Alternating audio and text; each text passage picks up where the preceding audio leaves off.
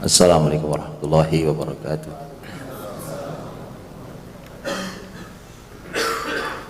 Alhamdulillahi hamdan katsiran tayyiban mubarakan fihi kama yuhibbu rabbuna wa yarda. Asyhadu an la ilaha illallah wahdahu la syarika lah wa asyhadu anna Muhammadan abduhu wa rasuluhu. Allahumma salli wa sallim wa barik wa an'im ala rasulina wa syafi'ina wa sayyidina Muhammadin sallallahu alaihi wasallam wa ala alihi wa ashabihi wa man tabi'ahu bi ihsanin ila yaumiddin. Ya ayyuhalladzina amanu taqullaha haqqa tuqatih wa la tamutunna illa wa antum muslimun. Allahumma bika asbahna bika amsayna bika nahya bika namutu wa ilaika nusyur. Amma ba'd. Hadirin dirahmati Allah, mukminin hafizakumullah. Syukur pada Allah SWT di kesempatan pagi yang indah ini, yang barokah ini, kita dipertemukan Allah dalam kebaikan. Semoga menjadi awalan kebaikan untuk seluruh aktivitas kita di hari ini dan hari-hari berikutnya. Dan semoga Allah menerima seluruh amal kebaikan kita, karena tidak ada yang paling menggelisahkan orang beriman setelah beramal soleh kecuali kegelisahannya apakah amal diterima atau tidak. Hadirin berbahagia dirahmati Allah SWT.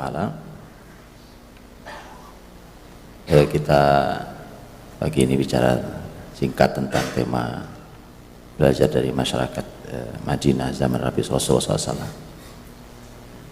Untuk kita di masyarakat kita hari ini mengingat bahwa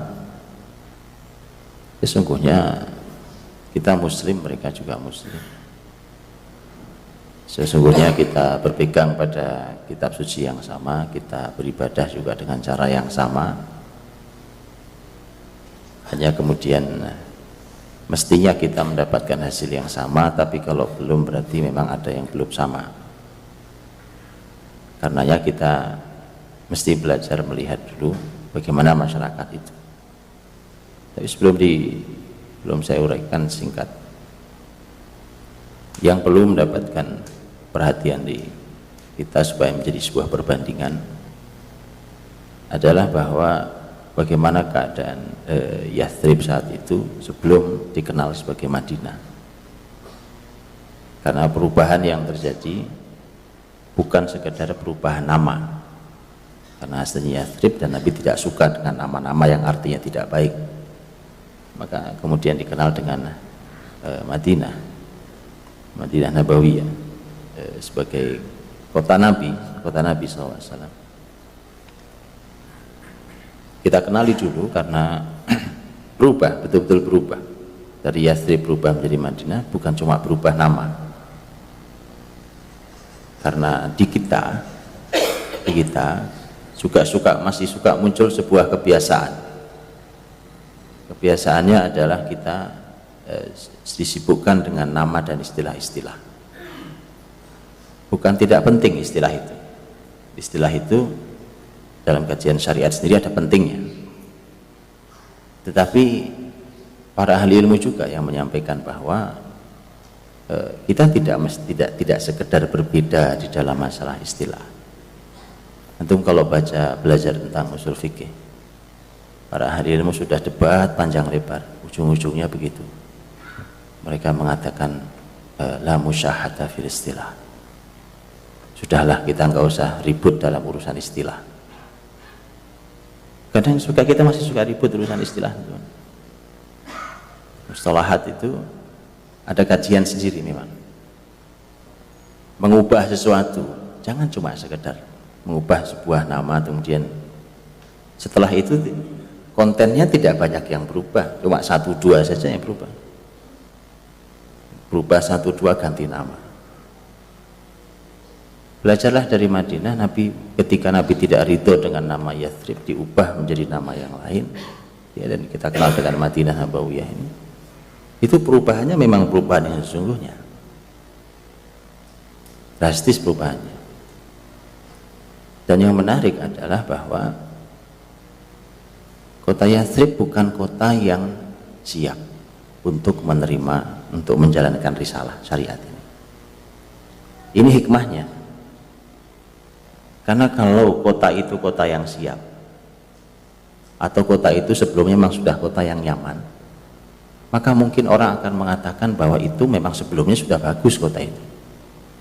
Tapi ketika kota itu tidak baik, kemudian menjadi pusat peradaban dunia, kemudian dunia akan mengatakan itu hasil Islam. Itu hikmahnya. Itu juga pelajaran yang kedua yang mahal. Kita suka mencari sesuatu yang sudah siap. Sebenarnya banyak wilayah banyak yang belum siap dengan syariat ini, justru itu kesempatan mahal. Kesempatan mahal. Dan Yastrib memang bukan merupakan kota yang dalam keadaan nyaman, kota yang tidak nyaman di segala sisi, dari sisi kesehatan, sisi perekonomian, dari sisi keamanan, sisi sosial, tidak nyaman. Bahkan kalau mereka datang ke Mekah, ini sama-sama Arab, datang ke Mekah diejek sama orang Mekah, dihina sama orang Mekah. Dan kita semua tahu di Madinah, di Yastrib saat itu kesehatan saja masalah kan? Ya, mereka punya penyakit demam Madinah, demam betulan. Masuk ke Yastrib orang demam. Secara sampai nanti ketika sahabat hijrah itu Bilal, Abu Bakar, semua mereka sampai merasakan itu, demam itu. Bilal sampai pingsan-pingsan, saking panas tinggi sampai pingsan. Kota ini tidak nyaman. Jadi ada endemi penyakit demam. Allah alam, saya tidak tahu apa penyebab demamnya. Begitulah disebut sebagai Hummal Madinah. Di sisi perekonomian juga tidak hebat-hebat amat. Sisi perekonomian tidak hebat-hebat amat. Makanya sisi kenyamanan kalau dibandingkan dengan Mekah secara perekonomian jauh. Di sisi sosial, antum bisa bayangkan, dia cukup heterogen karena beda dengan Mekah. Walaupun juga ada masyarakat di luar Mekah, tapi secara masyarakat, kekuasaan di Mekah dibagi di keluarga besar Quraisy, Butun Quraisy, bagi di Quraisy. Tapi di Yastrib ada masyarakat Aus, ada masyarakat Khazraj, itu masyarakat Arab dua-duanya. Kalau dalam sejarahnya mereka datang sama-sama dari arah selatan, dari arah Yaman, datang masuk ke Yastrib, tapi mereka punya tetangga yang itu ada puluhan farm Yahudi, puluhan, itu bisa bayangkan, yang setiap farm, setiap keluarga besar Yahudi itu bisa tidak akur dengan yang lain. Bisa bayangkan lelahnya kota ini. Paham ya? Satu masyarakat yang seperti itu keadaannya, heterogennya. Walaupun saat itu masyarakat Yahudi bukan masyarakat yang punya kekuatan, karenanya mereka diancam oleh masyarakat Aus atau masyarakat Khazraj, mereka akan mundur, terutama masyarakat Khazraj, karena nanti Aus dan Khazraj sama-sama punya kerjasama dengan masing-masing Yahudi itu beda-beda, karena mereka Yahudi juga berbeda-beda, mereka berpecah belah juga. Nah, itu dirahmati Allah. Pertarungan itu sampai pertarungan darah. Jadi betul-betul pertarungan fisik, mati orang. Dan ada kalimat menarik dari Aisyah radhiyallahu anha. Menarik sekali kalimat Aisyah radhiyallahu anha, yang menurut Imam Ibnu Hajar rahimahullah, peristiwa ini terjadi 3 tahun sebelum Nabi hijrah, yang oleh Aisyah radhiyallahu anha dikatakan kana yaum bu'ats yauman qaddamahullahu li rasulihi sallallahu alaihi wasallam. Ada namanya yaum bu'ats. Yaum bu'ats itu perang yang sebenarnya sudah lama terjadi, tapi ini perang terakhir sebelum mereka masuk Islam. Perang antara Aus dan Khazraj. Mereka bersaudara, Pak. Aus Khazraj itu bersaudara. Sama-sama Arab, sama-sama berangkat dari Yaman. Mereka bersaudara. Tapi perang. Dan hari Bu'ats namanya, itu oleh Aisyah dikatakan perang yang dinamakan Yaum Bu'ats itu adalah sebuah persembahan hadiah yang Allah berikan pada Rasulnya. Itu kalimat ini kalau keluar hari ini dimarahin banyak orang. Masa Allah ngasih hadiah perang? Betul kan? Jangan sembarang. Yang bicara orang ahli ilmu. Ummul Mukminin Aisyah radhiyallahu anha.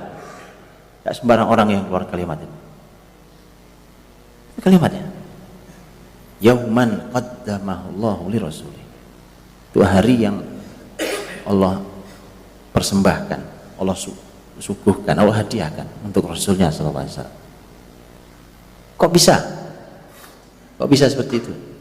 Ya, karena itulah yang mengawali, yang memukaddimahi, mereka lelah. Mereka mencari jawaban atas kelelahan. Itu makanya kemudian ketika mereka haji yang dikenal dengan 6 orang yang berjumpa Nabi di Mina, itulah kemudian yang mengawali masuk Islamnya 6 orang, yang 6-nya dari Madinah. Dan dialognya dengan Nabi SAW adalah dialog nahnu qaumun anhakatna harb. Kami ini masyarakat yang lelah dengan perang. Maka ada kesimpulan menarik. Ini kesimpulan menarik dari seorang ahli ilmu. Masyarakat itu, kalau masyarakat yang lelah, itu malah mudah menerima Islam dibandingkan masyarakat yang nyaman. Sekarang gampang ya, kalau ada perumahan kayak seperti ini, atau ada perumahan lain di tempat lain. Oke. Mana masyarakat yang paling nyaman, ekonomi nyaman, itu susah terima hidayah, Pak.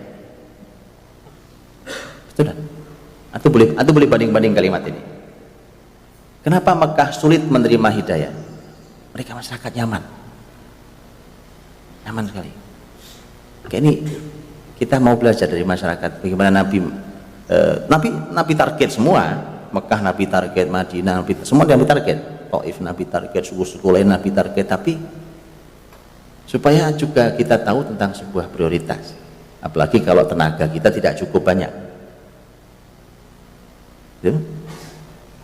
Karenanya ketika Nabi tahu bahwa Mekah sudah 10 tahun Nabi SAW berdakwah di Mekah dan tidak kunjung mendapatkan Mekah, sambil jalan Nabi terus menawarkan ke suku lain, karena perlu alternatif suku lain yang mudah-mudahan bisa menerima. Dan benar yang terima adalah masyarakat Yathrib.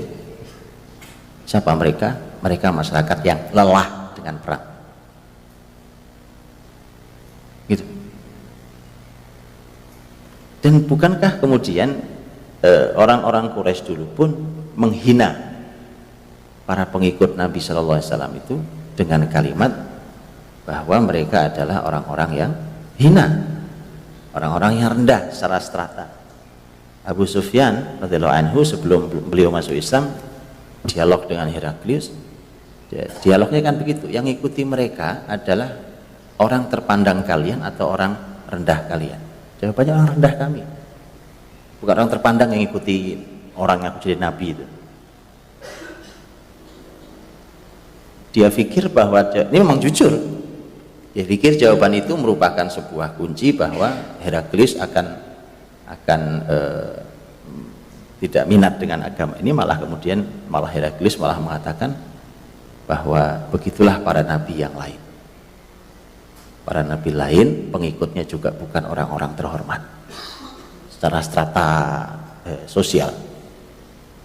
Makanya teman-teman gitu, antum jangan lelah dengan ketika melihat ini orang-orang atas-atas ini susah banget. Memang susah, kalau orang atas itu memang susah. Makanya Nabi tetap target mereka, tapi jangan putus harapan dengan mereka. Justru yang digarap Nabi itu masyarakat yang lelah, yang capek, yang perang terus, yang kalau datang ke tempat lain aja dihejek, dihina gitu. Itu yang diambil Nabi SAW. Belajarlah dari itu. belajar dari itu. Kalau nanti ada tokoh-tokoh besar yang kemudian mendapatkan hidayah, masya Allah itu sih anugerah besar, karena tokoh-tokoh itu begitu dia hadir itu bisa seperti seketika berubahnya sebuah masyarakat itu. Karena itu juga ya nanti bisa kita lihat di Yathrib sesungguhnya. Tetap saja Yathrib harus menarget orang tertingginya. Karena kalau belum dapat orang tertingginya, tetap saja bahwa sebuah masyarakat itu kota itu belum bisa diserahkan. Ya, makanya nanti ada sahabat mulia ketika beliau Sa'ad bin Mu'adz radhiyallahu anhu, itu orang yang ketika meninggal bergetar arsy Allah Maha Rahman. Jadi manusia makhluk biasa, tapi begitu meninggal arsy Allah bergetar. Itu karena beliau Sa'ad bin Mu'adz radhiyallahu anhu ketika beliau masuk Islam. Ini namanya pemimpin tertinggi itu hebatnya begini, Pak. Hari itu dia masuk Islam, hari itu dia bisa membuat perubahan. Itu memang kelebihannya. Cuma susah, gitu. Susah dapatnya. Supaya bisa dipetakan kalau antum berdakwah. Dapat satu, masya Allah, dia berubah. Kan antum kalau lihat kan, kalau kepala dinas, kalau direktur perusahaan orang yang Islami, masya Allah berubah satu perusahaan, satu bawahan semua berubah. Sa'ad bin Mu'adz begitu. Sa'ad bin Mu'adz itu dia masuk Islam, langsung bicara di hadapan seluruh masyarakatnya. Menurut kalian saya ini siapa? Masih nanya. Ini muqaddimah cara bicara. Mereka mengatakan Anda pemimpin kami, Anda orang terbaik kami. Baik. Masih dipakai itu sebagai manfaat. Karena saya pemimpin kalian, kalimat saya didengar.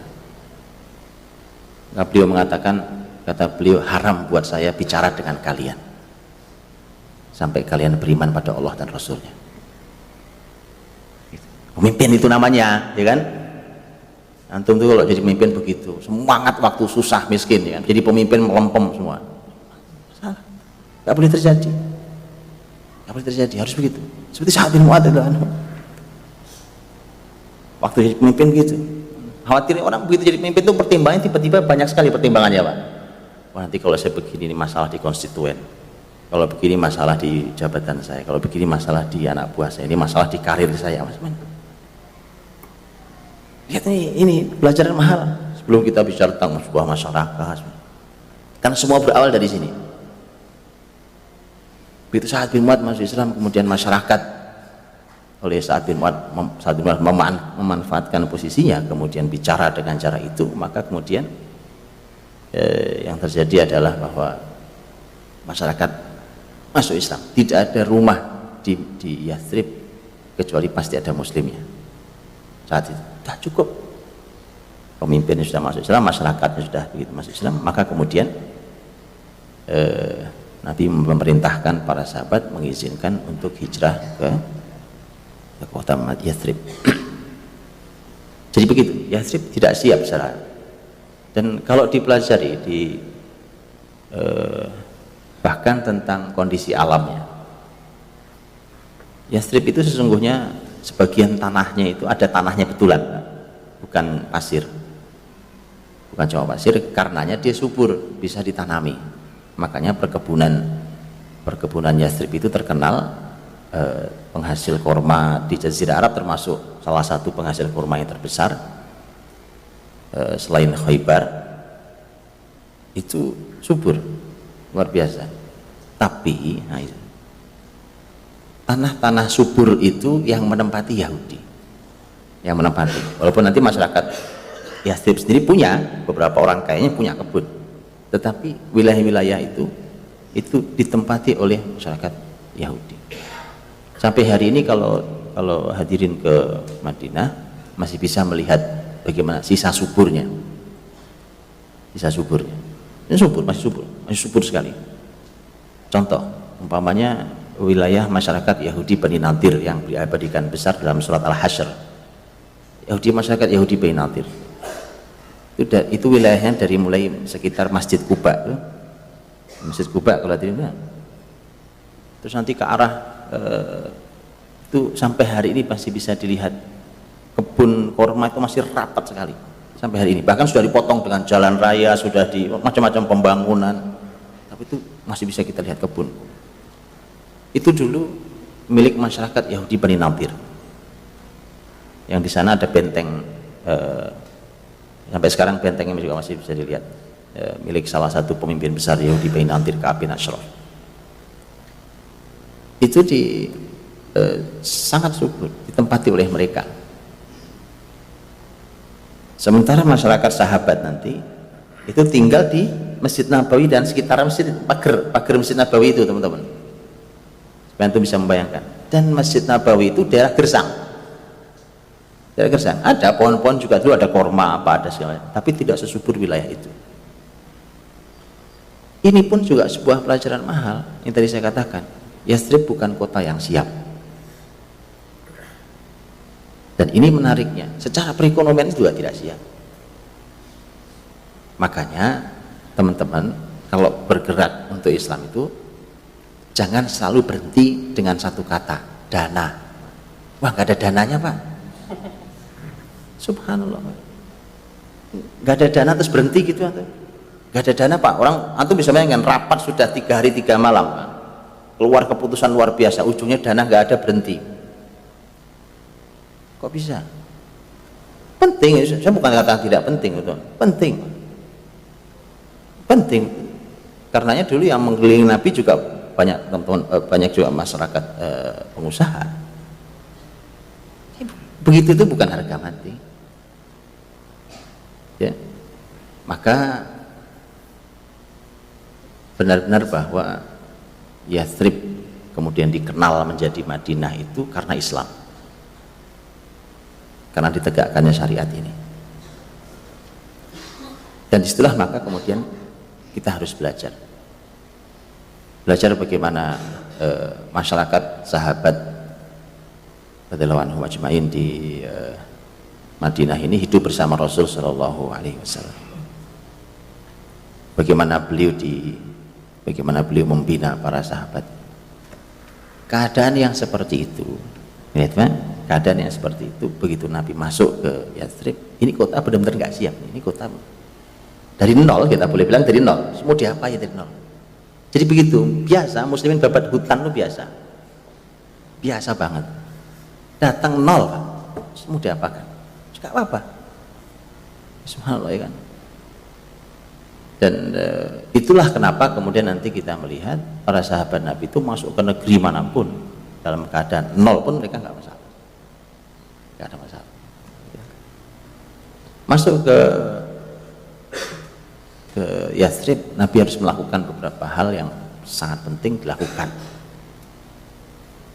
Yang harus diketahui sebelumnya, nol itu bukan berarti tidak ada sama sekali, karena Nabi yang paling penting, Nabi sudah punya modal masyarakat beriman walau kecil,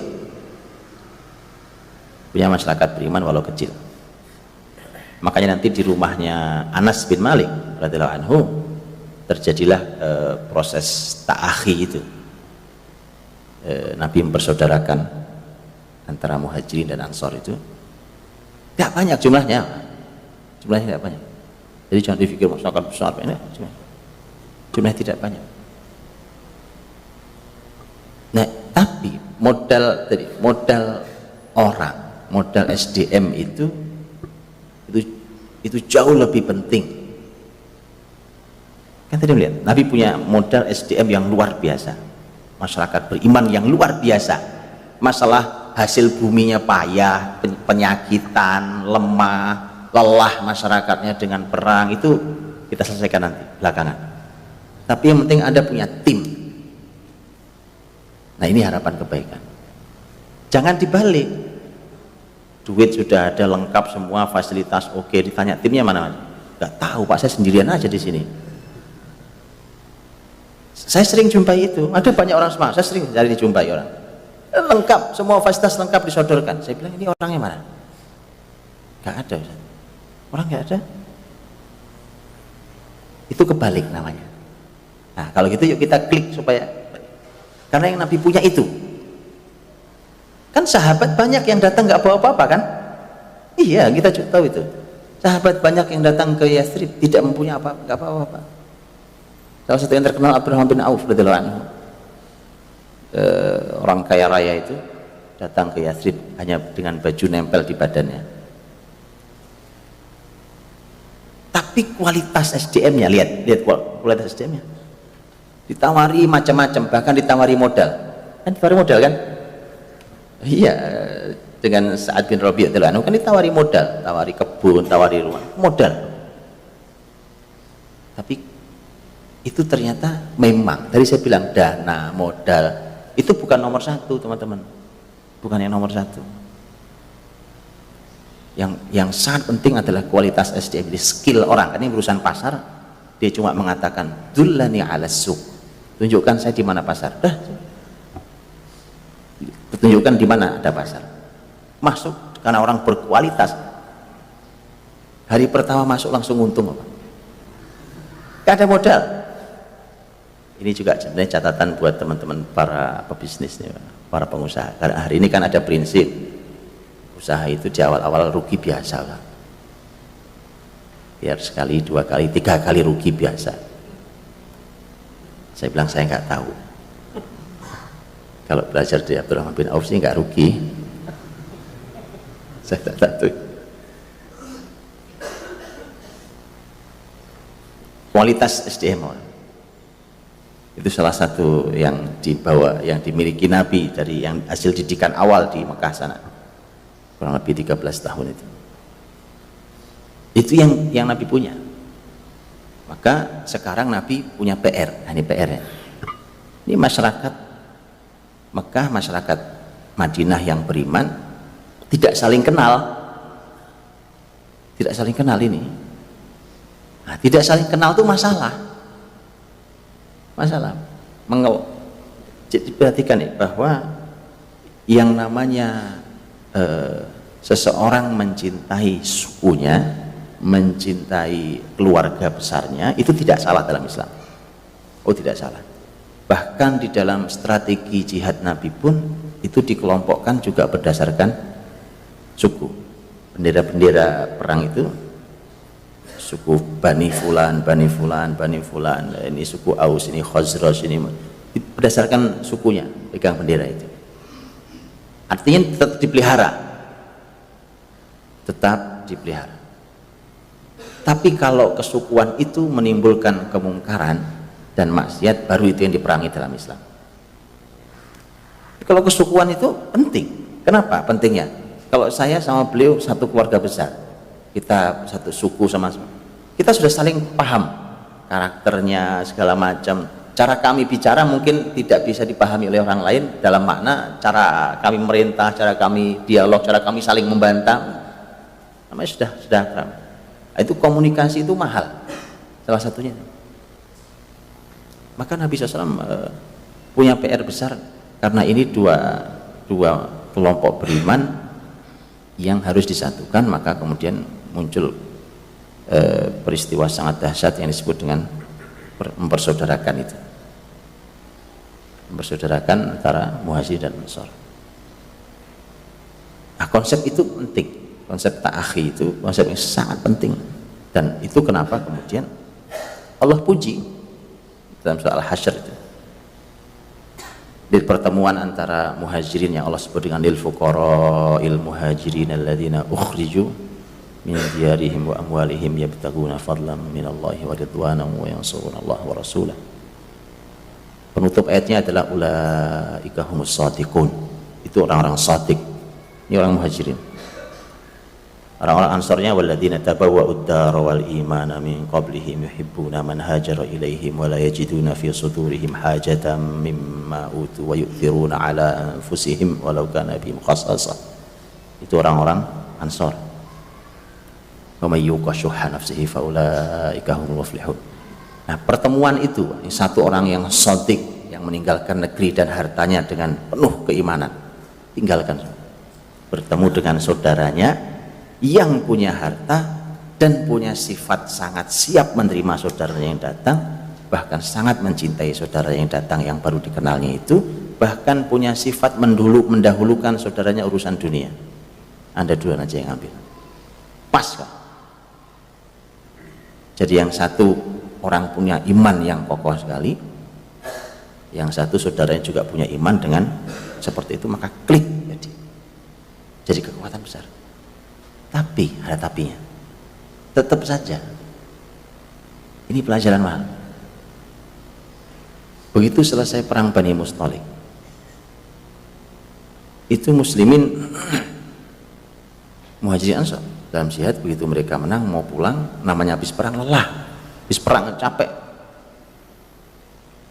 cuma gara-gara senggolan ingin ngambil air habis. Gak pernah, tidak masuk akal bahwa orang-orang Muhajirin dulu pertama datang masuk ke Madinah itu mereka siap memberikan apa saja. Bahkan mereka datang ke Rasul, ya Rasulullah, ini kebun kami, ini gimana cara baginya dengan saudara-saudara kami dari Mekah ini? Atau ada orang kayak gitu di mana? Kami punya kebun-kebun nih, terserah kau gimana baginya.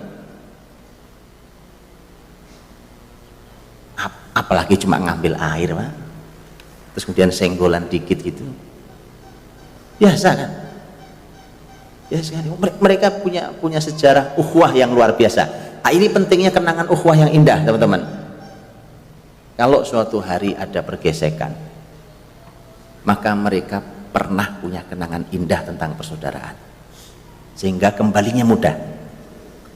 Nah, kalau tidak ada tempat kembali, mau kembali kemana? Kan kata taubat itu artinya kan kembali, Pak. Kalau kembali itu berarti ada tempat kembali gitu loh. Nggak pernah punya kenangan tempat kembali, mau balik kemana tuh? Punya tempat kembali. Mereka pernah punya persaudaraan yang sangat indah. Makanya dirajut itu di awal, saat kuat-kuat dirajut di awal, karena dalam perjalanannya bisa jadi ujian itu datang. Contohnya ini. Masalahnya kalau babnya hanya muslimin bergesek, kemudian namanya orang capek, Pak, teman-teman. Makanya kalau lagi lelah fisik diistirahatkan. Kalau lelah fisik istirahatkan. Karena kalau fisik ini fisik juga punya hak. Kalau dia dipaksa nanti akan berpengaruh bahkan sampai urusan akhirat kita. Urusan fisik nih. Ya, harus diistirahatkan. Apalagi kalau yang lelah hati. Lelah hati itu segera diistirahatkan karena ini bahaya. Karena kalau dia lelah maka buta. Maka yang tadi saya katakan, kalau bergesek antara muslim itu masalah terbesarnya bukan hanya pergesekan itu. Masalah terbesarnya selalu bahwa ini mengundang orang ketiga, ngundang musuh datang, itu selalu. Sudahlah, disudahi, pertikaian ini disudahi. Subhanallah, ya kan? Ya, yang itu mau bicara khilaf, mau bicara perbedaan pendapat antara ahli ilmu dari dulu sampai hari terjadi. Kalau masalah ilmu, tapi bicarakan di meja ilmu. Namanya ilmu itu bicaranya di meja ilmu. Dan yang boleh duduk di meja ilmu hanya ahli ilmu. Orang nggak punya ilmu ikut ngomong, itu yang bikin rusuh. Kalau yang bicara ahli ilmu, mereka bicara pakai panduan, mereka bisa berdebat sangat hangat. Lihat, dari sejak dulu bisa berdebat sangat hangat.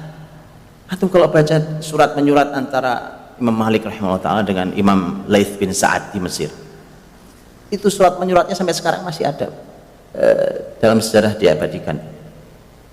Mereka bisa tidak sepakat dalam banyak hal.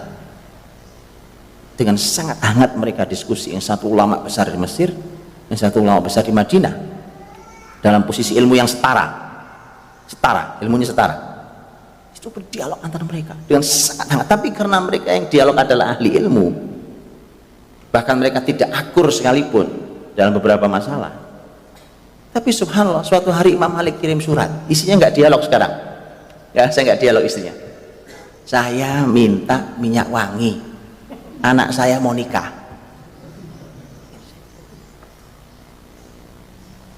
Begitu, bisa begitu. Dialog hangat, kita beda luar biasa. Habis itu minta minyak wangi. Karena Imam Malik imam yang miskin, Imam Laits imam yang kaya raya, secara harta. Kirim surat. Namanya mau anak mau nikah, Pak, nggak punya uang untuk menyiapkan putrinya. Berapa sih perlunya? Perlunya paling cuma, kalau dulu kan ada kayu-kayu apa gitu ya, alah paling cuma berapa, dibungkus sedikit kan jadi. Nah, bukan begitu. Lais bin Sa'ad ngirim, Pak, ngirim berontak-ontak dikirimi. Nah, begitu datang sampai Madinah, lah ini Pak bukan buat anak saya, ini bisa buat jualan ini kan. Beneran, Pak. Akhirnya sebagian dipakai buat putrinya, sebagian dijual, sekalian buat modal. Bisa begitu kalau berantem. Kalau nggak bisa gitu jangan bertikai, teman-teman. Kalau nggak bisa, makanya jangan memasuki wilayah yang bukan wilayah kita. Kita bukan wilayah kita loh. Semua jadi mufti di media sosial. Sudahlah, itu bukan wilayah kita. Jangan jadi orang yang tidak sopan di majelis, di meja makannya ahli ilmu. Jangan jadi orang tak diundang di meja makan ahli itu kaidah, itu kalimat para ahli ilmu kan? Jadi orang tak diundang di meja makannya ahli ilmu. Ahli ilmu itu wilayah ahli ilmu. Kalau bicaranya ilmu yang bicara, biar yang ngerti yang bicara. Karena kalau yang ngerti yang bicara, mereka berdialog hangat sekalipun, terlihat begitu, wah ini pecah nih Pak. Tapi kalau ahli ilmu yang bicara, insya Allah mesti mereka punya cara yang jauh lebih mudah untuk menyatukan hati mereka, karena mereka punya ilmu. Nah, karena apa? Karena yang menjadi masalah tadi, begitu bergesek, bahkan Muhajirin Ansor yang sudah lama mereka berukhuwah, itu begitu mereka bergesek, masuk musuh, masuk orang ketiga. Nah, masalahnya juga, yang masuk itu bukan orang kafir yang jelas-jelas apa Yahudi, Nasrani, orang yang ikut jihad sama Nabi yang masuk, tapi munafik. Nah, itu munafik yang masuk itu yang repot. Karena munafik itu sholat bisa bareng kita, jihad bisa bareng kita, orang munafik. Tapi begitu ada kesempatan mecah muslimin, dia pecah muslimin. Itu munafik. Dan menghadapi munafik itu Nabi sendiri juga berhati-hati sekali. Ya, kalau menghadapi Yahudi kan jelas gampang, nyata, gamblang, musuh Islam. Nah, ini orang munafik. Itu yang membuat nanti Umar bin Khattab begitu tahu, awalnya tidak tahu itu rusuh-rusuh setelah Bani Mustalik itu, yang nanti menjadi penyebab turunnya surat Al-Munafikun. Maka kan usulan Umar selalu simple, mudah, lugas, tegas, ya kan. Kata Nabi, kata Umar, ya Rasulullah, saya penggal saja lehernya. Selesai itu. Abdullah bin Ubay kan, saya urusan saya itu. Da'ni adrib unuqah, saya penggal lehernya, biar saya penggal lehernya. Tapi jawaban Nabi, kata Nabi tidak. Loh, kan sumber masalah nih. Nah itu pemimpin itu kalau melihat dengan ilmu tuh gitu, teman-teman. Nggak semua cuma main hajar main sana sih. Pemimpin itu punya pandangan ilmu. Begitu kata Nabi tidak. Terus Nabi melakukan treatment. Ini kisahnya panjang tapi nanti baca sendiri dalam sirahnya. Oh, gitu. Sampai dengan semua dengan metode yang dahsyat, sampailah mereka di Madinah, sampailah turun surat Al-Munafikun. Disitulah mereka tahu bahwa ternyata memang penyebab utama kemarin kita bergeseknya kok seru banget, padahal cuma senggolan biasa aslinya. Ya, itu penyebabnya ternyata orang munafik. Begitu ternyata mereka sudah paham, Umar ketemu Nabi lagi. Jadi Umar, gimana kalau sekarang nih saya perintahkan mereka semua berlomba membunuhnya, tapi kalau kemarin kau minta, kemudian aku izinkan kau penggal, itu yang masalah adalah itu orang Muhajirin itu, Aus, Khazraj, masyarakat sahabat itu, mereka dulu masa jahiliyahnya berteman akrab dengan Yahudi. Pertemanan itu menyisakan bekas, teman-teman. Tetap, ya kan, betul gak? Tetap namanya pertemanan tuh. Saya kenal dengan seorang masya Allah, orang senior, seorang ustadz senior sekali, umurnya sudah 70 lebih. Itu dulu pernah cerita ke saya, kalau nggak salah SD atau pokoknya salah satu sekolah beliau itu berteman dengan seseorang yang sekarang dia ini jadi romo, jadi pendeta. Tetap namanya pertemanan tuh menyisakan bekas, berkomunikasi apa. Nah, yang menarik dua-duanya punya sekolahan besar, yang satu sekolah Islam, satu sekolah Kristen. Mereka komunikasi dia tuh tentang pendidikan sekolah mereka. Pertemanan tuh begitu. Jadi Nabi menimbang. Padahal kalau antum lihat, lu Pak, pertemanan kan udah masa jahiliyah dulu itu, pertemanan itu kan udah lewat. Itulah karena kata jahiliyah itu kan tidak semua terhapus dalam makna jahiliyah itu artinya masa sebelumnya, karena ada hal-hal yang baik yang menyisa dalam diri, ada hal-hal yang tetap memberikan bekas masa lalunya. Maka ditimbang betul oleh Nabi SAW. Makanya Umar mengatakan, ya Rasulullah, memang seluruh urusanmu lebih barokah, ya, karena memang ternyata Rasul tadi memberikan pelajaran mahal buat para sahabat. Jadi PR itu menyatukan itu, jadi SDM yang bermacam-macam beragam itu menyatukan itu menjadi istimewa. Kenapa? Karena kalau tidak disatukan dia menjadi masalah serius masalahnya. Sudah Aus dan Khazraj punya sejarah perang antar mereka, ketambahan orang-orang baru pula. Nah, jadi 3 sekarang nih. Ya, yang 2 saja baru aja nyatu, nambah lagi yang ketiga. Oh, itu kalau dari sisi wilayah pekerjaan umpamanya. Orang datang tidak bawa apa-apa, nggak punya uang, cuma baju nempel di badan. Apa nggak nambah masalah? Nambah masalah. Jadi beban kota. Begitu kan?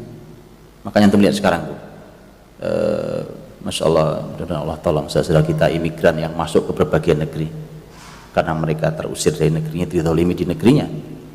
Antum lihat, mereka masuk ke sana ditolak, masuk ke sana ditolak, karena orang membayangkan itu, ini orang-orang baru ya kan, nggak jelas itu bayangan mereka, sulit menerimanya.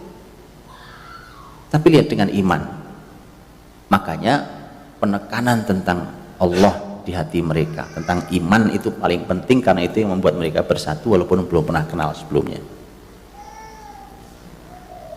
Itu sebenarnya kaidah. Ini yang paling mahal yang Nabi punya sebelum bicara yang lain. Nah, barulah nanti semua itu menjadi diaplikasikan dalam seluruh kehidupannya, baru kemudian bicara yang lain, teman-teman. Kalau ini sudah solid, ini sudah solid nih, penting, solid itu penting, ya kan?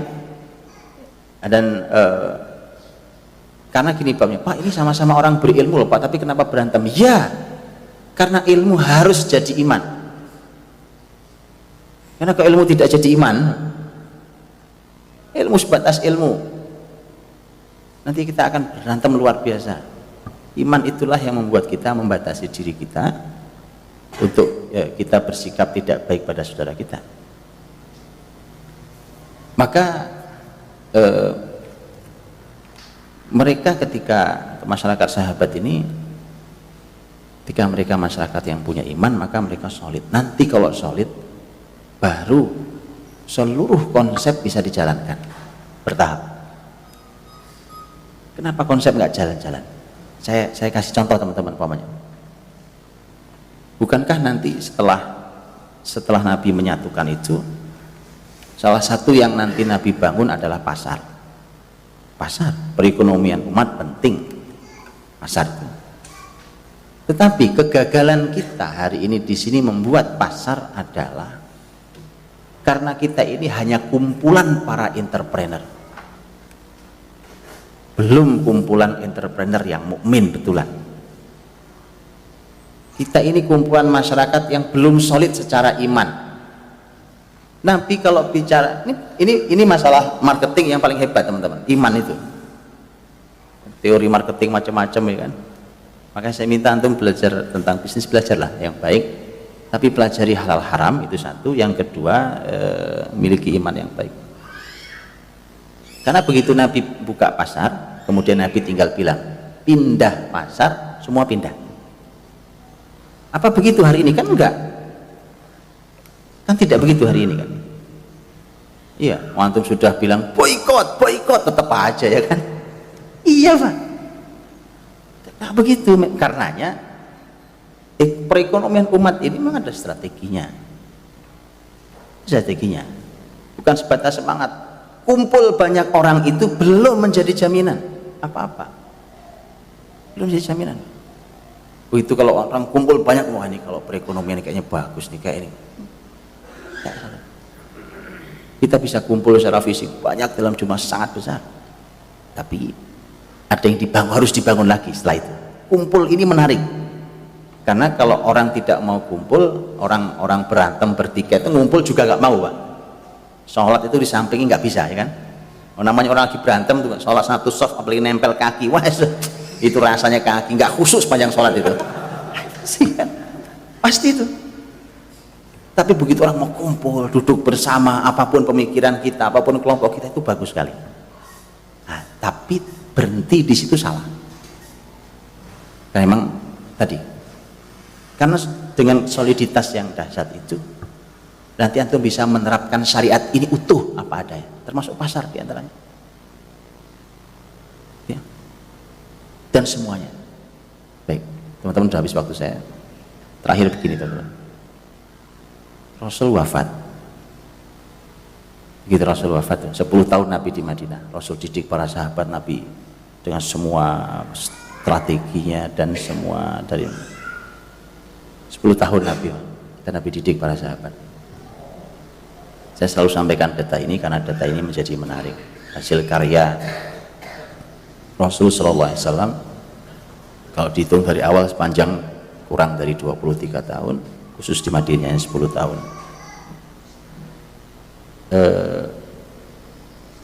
Hitungan para ahli ilmu. Para ahli ilmu menghitung, menyampaikan begini datanya. Keseluruhan sahabat Nabi, ini hitungan berbeda antara Ibnu Abi Hatim dengan As-Suyuti rahimahullah ta'ala. Hitungannya kisaran kalau diambil jalan tengah sekitar 120.000 sahabat jumlah totalnya. 120 ribuan orang kurang lebih, dari mulai yang lama sama Nabi dengan orang yang cuma ketemu sekali dengan Nabi, habis itu nggak ketemu lagi, itu sahabat asal mereka beriman, meninggal beriman. Tapi yang menarik adalah bahwa data berikutnya dari beragam orang yang jumlahnya 120.000 itu kurang lebih kalau diukur bisa sekitar ada 2.000 orang kesemuanya pemimpin di bidang apa saja mereka layak memimpin. 2.000 orang. Dari 2.000 itu, kalau kita ambil hitungan yang paling jauh, hitungannya An-Nasai rahimahullah ta'ala, itu yang menjadi ulama sampai di level ijtihad ada 11 orang. Baik, antum pikirin tuh datanya, pikirin datanya. Karena begitu Rasul wafat, itu tidak perlu 10 tahun untuk menutup imperium besar Persia. Tidak perlu 10 tahun untuk menutup wilayah Syam Romawi, dan muslimin bertebaran di muka bumi. Itu datanya. Ya, itu harus dipikirin betul, dapat dengan kualitas seperti itu datanya. Mas, sahabat mati di mana-mana, meninggal di mana saja. Bukan cuma di Jazirah Arab. Abu Ayyub Al-Ansari di Turki makamnya. Amr bin As makamnya di Afrika, ya, Mesir. Dia bertebaran para sahabat Nabi SAW di bumi Allah. Wallahualam bishawab, saya kira itu. Saya kembalikan. Jazakallahu khairan pada Ustaz Budi, Masya Allah.